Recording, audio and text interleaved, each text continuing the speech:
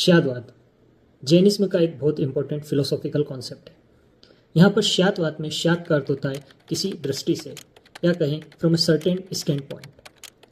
तो श्यादवाद में कहा गया है किसी भी वस्तु के सत्य को केवल एक दृष्टिकोण से पूर्ण रूप से नहीं जाना जा सकता, या no single statement can be fully capture the whole truth. तो आइए इसे हम एक एग्जाम्पल के थ्रू, जैसा कि आप देख रहे हैं, हमने एक न्यू फॉर्म ऑफ नॉलेज लिया है हाथी। किसके लिए? ब्लाइंड लोगों के लिए। उन्होंने कभी भी हाथी को एक्सपीरियंस नहीं करा और उनसे बोला गया है कि आप बताइए कि हाथी क्या होता है। तो चूंकि ब्लाइंड है तो इसलिए वो टच के थ्रू ही बता पाते हैं कि चीज़ें क्या है या क्या ऑब्जेक्ट है।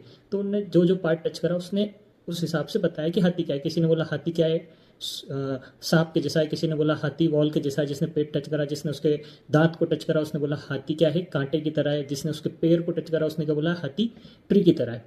क्योंकि समझने की बात यहाँ पे ये है कि ये लोग अंधे हैं या ब्लाइंड है, इस कारण ये हाथी एज ए होल, ये हाथी जो ऑब्जेक्ट है नॉलेज का एज ए होल, उसको देख नहीं पा रहे और गलत क्लेम कर रहे हैं। क्या कि हाथी पेड़ है, हाथी कांटा है, हाथी एक बड़ा रोक है, हाथी एक झाड़ू है।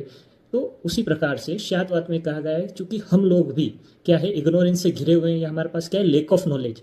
और उसी लेक ऑफ नॉलेज के होते हुए भी अगर हम ये क्लेम करें कि हमारा नॉलेज क्या है या हमारा स्टेटमेंट क्या है, ट्रू है, और साथ ही साथ हम मल्टीपल जो एस्पेक्ट है उस रियलिटी के वो भी नहीं देख पाते और क्या क्लेम करने लगते हैं कि हमारा स्टेटमेंट ट्रू है, तो श्यादवाद ने उसे एक बेड जजमेंट की तरह देखा है।